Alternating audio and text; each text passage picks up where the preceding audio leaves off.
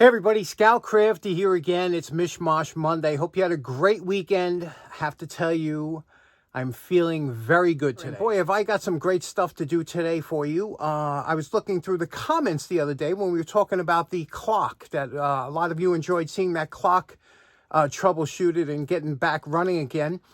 And I said they're getting rid of the analog clocks, and a lot of people had mentioned about the analog clock and the cursive handwriting that have been kind of taken away from schools and education today. One of my favorite things to collect, I collect, as you know, just about everything.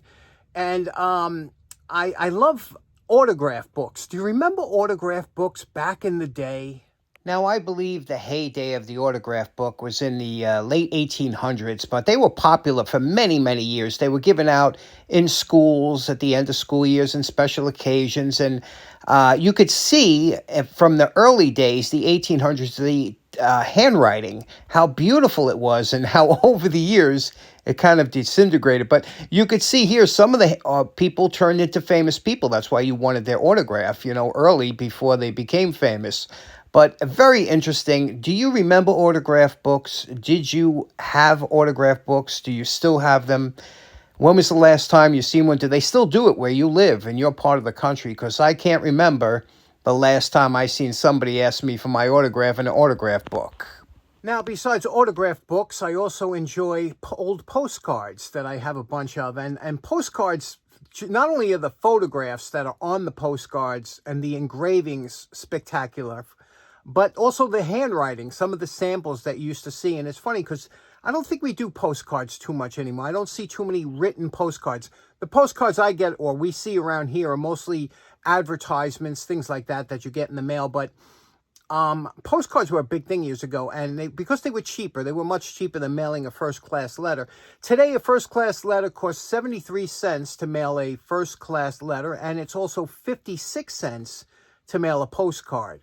Still quite a bit of money for that, just one single piece of paper, right? But back in the day, postcards were really popular back in especially the early 1900s and whatnot, more popular than first-class mail was. And let me show you some of the postcards that I have and why I got into postcards. Now, when I was a young boy, in the back of my grandmother's closet was this postcard album, and it belonged to her mother. And so that was my great-grandmother. And this here is over 100 years old, and it was her postcard album. And apparently my great-grandfather, when he was courting my great-grandmother, would send her postcards every week or something like that. So there's a whole bunch of them in here. And a lot of them are vintage. I need to go through this book. You can see, which is very indicative of these old photo albums, the paper starts to disintegrate after years. But look at some of the beautiful, and again, 1906 was when, look at some of the beautiful, it still holds up today as far as I'm concerned. They were embossed. You could see here some of them, and again, you could see, that was her name, Susan Biddle, she was in New York City. But some of these postcards, and his name was Arthur, so you could see from Arthur, and this was his writing to my great-grandmother, as he was courting her. Look at his handwriting back there, huh? And so, but there was a whole bunch of them, and interesting, and I used to look at these and say, wow, some of these are really very interesting cards. And again, not only embossed, but also with the gold printing on there, and some of the whimsical cards and whatnot, and some of the old-time drawings. Look at that beautiful drawing of ducks in their setting, and penguins. Look at this, isn't that nice? Emperor penguins, beautiful. And again, the dates from 1906 and the stamps on there accordingly. So I used to look through this and get a kick out of them, and some of the beautiful pictures and what he wrote to her. Look at this one. This one I thought was really nice. Look at this card, right? It says, "I may not see you again." And it's got, this is a drawing that was on this card, copyright 1906. Look at that. That's old-timey, right? Now, back in the 40s and 50s, they had absolutely beautiful postcards that were full-colored beautiful drawings on there, and they were, a lot of them were whimsical. Especially, this is a book, a reproduction of older type postcards that you could pop out of this book, and it even had envelopes that you could send them.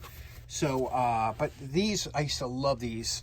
I still do. I just love them, how the colors are so bright, so cheery. And again, there are the envelopes in the middle. All these cards pop out of here that you could send these out. But these are these were indicative of that type of era with these, and they were flocked. Flocking is where they would put, it feels almost like a felt or a velvet on here. And all this is flocked. Beautiful, isn't it? And they had a whole bunch of these. So I like this era of postcards. Now, being a stamp collector, sometimes I would go to stamp collecting shows, and there was always postcard collectors too. And this style postcard was a really popular card. And who doesn't remember when we used to go on vacation? There was always the big display of postcards at every souvenir shop that you could pick up a postcard, or that was a common thing. Send me a postcard when you go to Florida or something like that. And I used to love the coloring, absolutely spectacular coloring that they had on these. Still vibrant, still bright. I don't know what kind of process this print was, but it's on like a linen type paper. You could see here, it gives you a description of what's on front. Place stamp here. Some of them would say place 1 cent stamp here. Place 1 cent stamp here, so you know how old these are, right? If you can mail it for a penny. But the vibrant colors, the linen paper, these were something that you would want to save, right? A lot of these are from the California area, and they were either paintings that were then printed onto postcards. Look at some of the beautiful areas. Probably all this is up in flames now, huh? Unfortunately, I hope everybody's safe over there. Look at that. Just what a wonderful time to be alive, huh? Look how nice and clean, graffiti-free. What happened? What happened to our society? But anyway, just beautiful stuff, right? After this came like the 50s and the 60s, and one of my favorite, lenticular. Remember that word? Now, lenticular items go back to Shakespeare time. You know, they were hand-drawn, but they came out with a process in the 50s and 60s where it had a plastic coating on here that when you look through it one way, you saw one picture. Like here, you see the Last Supper, and when you raise it up a little bit, you see the face of Jesus, you know? So as a kid, we used to get these cereal boxes and things like that, and they were all over the place, these type, and that was just the cat's pajamas to me. They also had not only the movable ones like I just showed you, but also 3D pictures. And now I don't know how good this is going to show up here. This is a 3D picture of the lunar landing. Here is another one here. Again, some of these don't move. They just have that 3D effect, and you might not be able to see it, you know, because of the camera, but it really does pop out. And some of them, again, these were postcards. And you can see here different ones. They really do pop out from the back. A lot of times the backgrounds were blurry from the depth of field settings they would have at the camera. But look at that. Isn't that just, you know, I used to love 3D or lenticular, anything that has to do with lenticular. Look at that. Now, unfortunately, I don't know, this really pops in person. Really looks like it's standing out. But again, I don't know if it's gonna transfer to you on the other side of the camera there. And this is a flag, again, a 3D flag. But interesting, and again, they do make them today. Like I bought this set. This is on Amazon that you can get, you know, they come in sets, again, modern, usually wildlife or something. It's some do better than others. Look at that one, again, if it's transferring or not, I don't know if it's really popping out here. Here's some dinosaurs, again, they're really, and when we was kids and we get these on a cereal box or something, or as a giveaway, it was always something that was, I don't know, exciting to me. I used to love to look at, and it was all over the place. And I don't know why these things fell out of favor. Maybe the cost. Here's a bunch of different ones, and these are all really nice. Every one of these is really a well done lenticular photo on here because of the way it's popping out. Again, with the emperor penguins, can you see that? And flamingos. but probably one of the coolest lenticular items I have. Let me show you. Now, I bought this book. I gave it out as Christmas gifts years back. It came in safari. It came in underwater. It was a great book. You can see here. Here's what it is. And there's what the label was. But what's so interesting about this is it has a motion, a lenticular photographs, as if you want safari. Now you can see when I move this up and down, but as you raise the lid, it pulls the lenticular lens up, and I'll show you what happens. And unfortunately, I can't get it so that you don't see any reflection, so I apologize, but you'll get the gist of it. Watch when I open up the lid. Watch the cheetah running. Is that cool? Here we go. Watch. And let me do another one here. As you lift the lid, well, that's the introduction. Here we go. Here's a lion running at you. Let me see if I can get that without the glare. Ready? Can you see that? And this is all from a book. Here's a gorilla chewing. Can you see that? And I'm sorry, like I said, the glare is very difficult not to get because of the way the lens is, but it's chewing. Let me show you another one. Maybe it'll come back. Here's a rhinoceros walking. As you lift it up, you can see. So it's like a book, but it has like motion pictures in it. Here's a zebra walking. That's just amazing, isn't it? I had to have it, you know. Here's an elephant flapping its ears. Damn. Again, I'm sorry, I can't get it without the glare of the lights. You don't see the glare as much here, but it really catches it with a camera. Here is looks like a gazelle running or something. You see, and the faster you lift it up, the faster it runs, but it's got the full motion of the animal. And lastly, the giraffe walking in the Serengeti, I guess, or whatever. What do you think? That's pretty interesting. Lenticular. You gotta love them. Okay, next up we got this knife I wanted to just do while I'm down here today. Now, I did a video on this 4 years ago, an absolutely fantastic video that I'm not even going to try and redo it because it was so good. I mean, and I'm blowing my own, but that was a good video on this knife.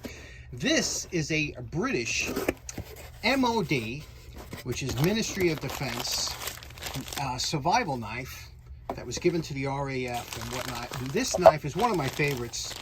And they're getting more and more scarce, and this one here is a new old stock of that, and I want to show it to you. And I make a couple modifications. I did it on the other one, the link that I'll have in the description if you want to see about this knife. But I'm doing the same thing with this, and the reason I have to have doubles of everything, I have 2 nephews.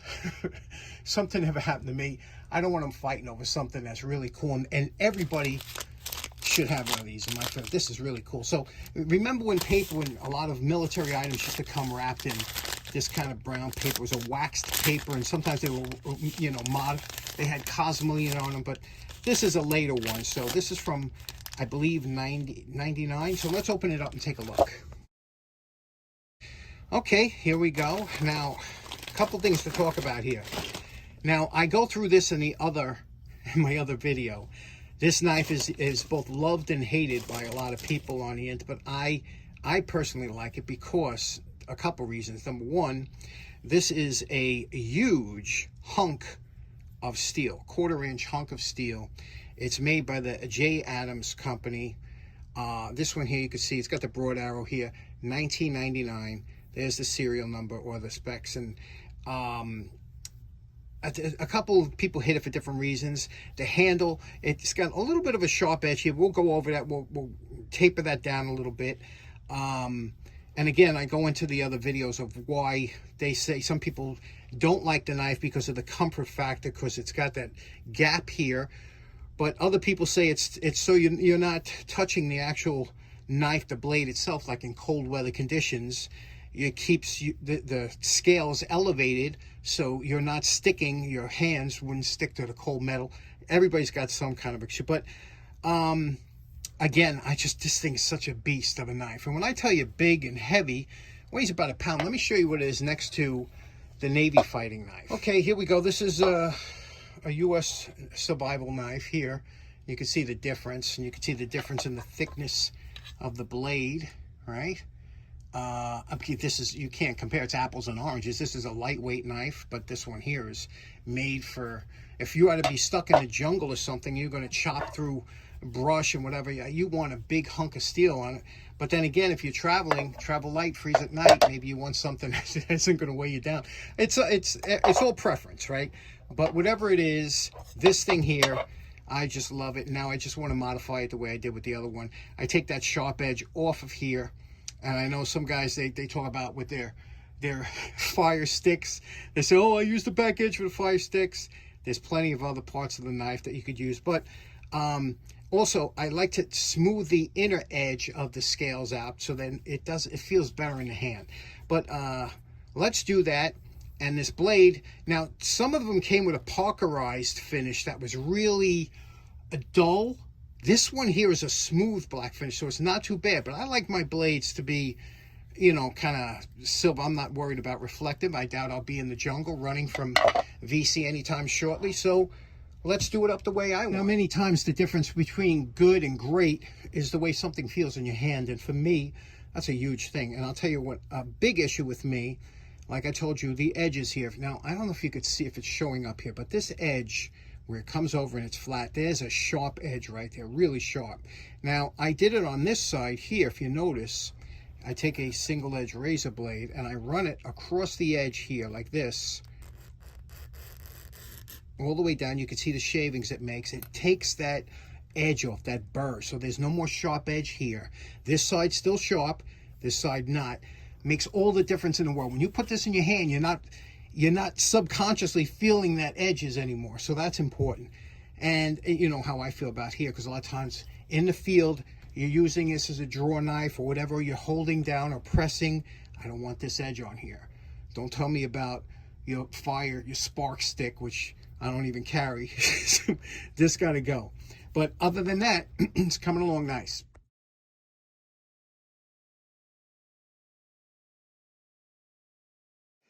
And there we go. Just like that, we made a new knife look old. This kills a lot of people out there. You know, even the patina boys, they like patina, but they also don't like you messing with stuff the way it came from the factory. The patina boys right now are pissed because they're saying that thing came from the factory like that. You mess that. You have to make it your own. That's all I could say. And this is just the way I like it. Now, I believe these blades are powder coated from the factory, which is not really a superior coating for the field, but because, you know, it has to be smooth. And now we smooth this out. And I put a micro bevel. They don't come sharp. They're not supposed to be razor. You're not supposed to shave with these knives, you know, although this is a little bit sharper than I like. But it just has to be sharp enough to cut through rope, which is what I like to do. You know, that's all I need for a survival knife. You don't want it razor sharp. You're going to wind yourself cutting yourself in the field. I will anyway. It's just the way I roll. You can see here, you see that? Super smooth. When you got to do any kind of draw knife, or if you have to press down on it, if you want to cut down and you're pressing down, if you want to be quiet, you don't want to use a baton and you're pressing the edge down to break some wood. Or if you do have to baton, this isn't going to screw up your whatever piece of log or wood you have. The edge ain't going to start chipping it up. As far as the handle goes, look at that. It's all smooth now on the inside. This is much, much more comfortable. A little bit on the edge here I could probably take out. If I had a countersink that wouldn't, a shallow countersink, I would like to countersink those. But anyway, it's very comfortable in the hand now. And they give you a sheath, kind of an embarrassment of a sheath. This has to be, I don't know, you think this is like the cheapest looking, it's just not a nice looking sheath. But it's a good sheath to leave the knife in, I guess, to protect it, even though I don't like to leave my knives in leather. What do you think? I know it, like I said, this is meant now. This is a user knife. This is meant to be used and carried, and it's comfortable. And I hope I run into one of you where you could see what it feels like. Much better than when it comes from the factory. Like if somebody had it on them for a couple years and went through the service. Okay, so in closing, we covered quite a bit of things today, and enjoyable episode. Had a great time down here. What do you think about Lenticular? What do you think about autographed books? What do you think about the MOD knife, Ministry of Defense, UK survival knife? Pretty cool, right? I hope you have a great day. We'll see you again on Wednesday. Take care now. Bye-bye.